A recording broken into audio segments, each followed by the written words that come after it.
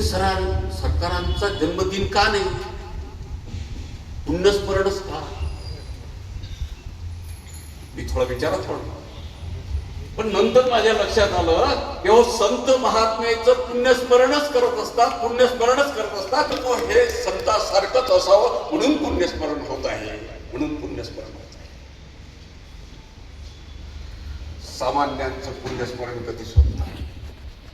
त्यांनी आयुष्यभर जन्मापासून समाज सेवा केली, व्रत ज्यांनी घेतलं त्यांचंच पुण्यस्मरण.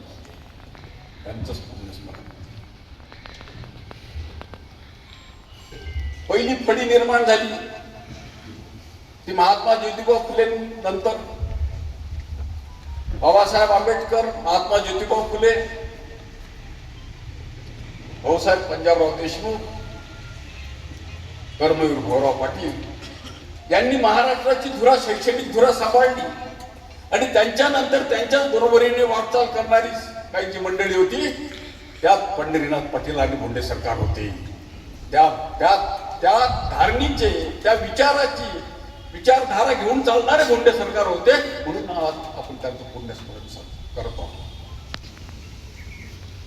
समाजावर विश्वास, समाजाकरता निष्ठा, समाजाचं भलं झालं पाहिजे याच्याच करता पूर्ण जीवन अर्पण करणं. मृत्यू समय सुद्धा आपल्या भागातल्या राहिलेल्या ज्या समस्या आहेत त्या कशा सोडवल्या जातील याचाच डोक्यात विचार. धोंद्रेंना बोलून धोंद्रे भेटायला आले असताना त्यांना सांगितलं की ह्या आपल्या भागातल्या ज्या समस्या आहेत त्या 2 समस्या राहिल्या, तलाव राहिला, शेतीला पाणी मिळालं पाहिजे. म्हणजे जाता जाता सुद्धा समाजाच्या सेवेचाच विचार जो माणूस करते तोच माणूस मोठा असू शकतो. त्यांनी घराचा विचार नाही केला, बाबासाहेबांचा फार विचार नाही केला, पण समाज माझ्यासाठी आहे, बाबासाहेबच नाही, बाबासाहेबासारखे सर्व मुलं माझे आहेत समजलं म्हणूनच ते मोठ्या माणसाचं लक्षण असते. आणि केवढा विश्वास एकामेकावर. हे लोक दूरदृष्टीचे असतात. पुढच्या 100 वर्षाचं भविष्य पाहतात. म्हणजे पंढरीनाथ पाटलांनी सांगावं तुमची मुलगी अमक्याला देऊन टाका, गरीबाला. समाजात खरा त्यावेळेस आश्चर्य निर्माण झालं. गरीबाला पोरगी, भोंडे सरकारांची मुलगी गरीब माणसाला. पण ती दूरदृष्टी होती दोघांमध्ये. तो माणूस त्याचं कर्तृत्व हा सामान्य नाही, त्याचं भविष्य पाहत होते, म्हणून पुढचं पाहणारी ही मंडळी होती. म्हणून त्यांनी याच्या गरीब पण शिकलेला जावई शोधला. आज काय भविष्य आहे त्यांचंच नाव आहे.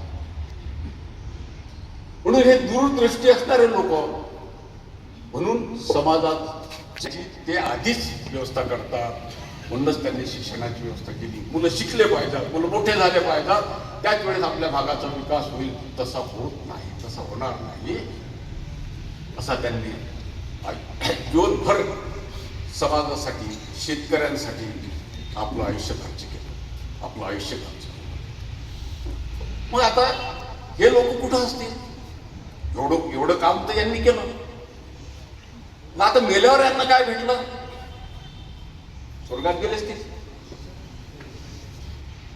सांगा. नरकात गेले असतील? कुठं गेले असतील? काय फायदा झाला त्यांचा? एवढं करून पूर्ण आयुष्य गमावलं समाजासाठी. आता कुठं असतील? स्वर्गात असतील. आपल्या दृष्टीनं स्वर्गातच असतील. एकदा एक ग्रस्त नागपूरला चर्चमध्ये गेला. रविवारी चर्चमध्ये प्रार्थना असते आणि त्या प्रार्थनेला हजर राहिला. प्रार्थना झाली आणि प्रार्थना संपल्यानंतर तिथील धर्मगुरूचं प्रवचन झालं. धर्मगुरूचं प्रवचन असं होतं की चांगले माणसं स्वर्गात जातात.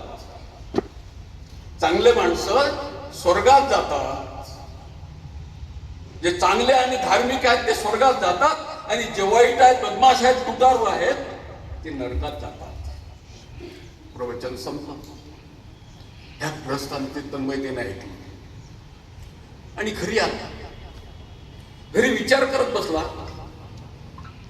चांगले माणसं धार्मिक माणसं स्वर्गात जातात हे बरोबर आहे, वाईट आणि बदमाश माणसं किंवा अधार्मिक माणसं हे नरकात जातात हेही बरोबर आहे. परंतु जे चांगले आहेत, परंतु जे चांगले आहेत पण धार्मिक नाहीत ते कुठे जातात? ते कुठे जातात? आणि जे धार्मिक आहेत पण समाजाला सुटतात, बदमाश काय करतात, आयुष्यभर ते धंदे करतात पण धार्मिक आहे. त्याच्या मनात प्रश्न पडला की हा कसं असेल, कसं शक्य असेल, काय असेल त्याचं उत्तर. म्हणून तू पुढच्या रविवारची वाट पाहत बसला की आता आपण पुढच्या रविवारी धर्मगुरूंना विचारू याचं उत्तर काय आहे. म्हणून तू वाट पाहता पाहता रविवार आला आणि रविवारी तू चर्चमध्ये पोहोचला. चर्चमध्ये गेला आणि धर्मगुरूचं प्रवचन झाल्यानंतर धर्मगुरूचं प्रवचन ते चांगले आणि धार्मिक लोक हे स्वर्गात जातात, वाईट आणि नास्तिक लोक हे नरकात जातात. प्रवचन संपलं. जसं प्रवचन संपलं तसा खाऊ उभा राहिला आणि म्हणाला, गुरुजी एक प्रश्न आहे म्हणून विचारा. चांगले आणि धार्मिक लोक हे स्वर्गात जातात हे बिलकुल बरोबर आहे, वाईट आणि नास्तिक लोक हे नरकात जातात हेही बरोबर आहे. परंतु जे धार्मिक आहेत पण बदमाश आहेत, चोऱ्या करतात, उच्च धंदे करतात, सर्व वाईटच धंदे करतात पण धार्मिक आहेत, ते लोक कुठे जातात? आणि जे नास्तिक आहेत पण चांगले धंदे करतात, समाजसेवा करतात, लोकांचं भलं करतात, ते कुठे जातात? आता ह्या प्रश्नाचं उत्तर बायबलमध्ये नव्हतं. मी तो म्हणतो कोण्याच ग्रंथात नसेल, गीतेतही नसेल, धर्मग्रंथात तर नसेलच. म्हणून त्याला धर्मगुरूला पडला प्रश्न कसं उत्तर द्यायचं. म्हणून त्याने टाइमपास केला, टाइम मारून दिला की तुम्ही पुढच्या रविवारी या, पुढच्या रविवारी या, मी तुम्हाला या उत्तर देईन. बघ हा घरी गेला, वाट पाहत बसला रविवारची. याला फार आतुरता झाली की रविवार कधी येतो. असा करता करता गुरुवार आला, शुक्रवार आला, शनिवार आला की आता उद्या आपण प्रश्न विचारणार, या प्रश्नाचं उत्तर विचारणार. याला रात्री झोप लागली आणि झोपेत त्याला स्वप्न पडला. हा चालत होता. चालता याला एक पाटी दिसली, एक वळण लागलं, 2 रस्ते लागले मधात आणि एका रस्त्यावर पाटी होती स्वर्गाकडे जाणारा रस्ता आणि दुसरी पाटी होती नरकाकडे जाणारा रस्ता. हा याला विचार केला, आपण कशाला नरकाकडे जायचं, आपण स्वर्गातच जायचं. म्हणून हा चालत गेला स्वर्गाच्या रस्त्यानं चालत राहिला. चालता याला दुरूनच दुर्गंधी यायला लागली. त्याला असं वाटलं काही चुकलं का, परंतु तरी तो चालत गेला, पुढे दारूच्या भट्ट्या दिसल्या, पुढे स्वर्गात जाता तो पुढे गेला. तिथं सारे बदमाश येतात, लुच्चे लफंगे, साऱ्या लोकांचा बाजार तिथं भरलेला होता. त्याला असं वाटलं आपलं काहीतरी चुकलं, म्हणून तो परत फिरला आणि त्याच चौकटीवर आला, त्याच 2 मार्गावर आला आणि नरकाच्या रस्त्याने जायला लागला. नरक जसा जवळ यायला लागला, चालता जसा नरक जवळ यायला लागला तसं त्याला दुरूनच सुगंध यायला लागला, दुरूनच भक्तिगीत ऐकायला यायला लागली. तिथंच त्याला समाज सुदृढ आणि सशक्त दिसला. तिथं समृद्धी दिसली, तिथंच गांधीजी दिसले, तिथंच गाडगेबाबा दिसले, तिथंच भाऊसाहेब दिसले, तिथंच पंढरीनाथ पाटील दिसले, तिथंच त्याला भोंडे सरकार दिसले. याचा अर्थ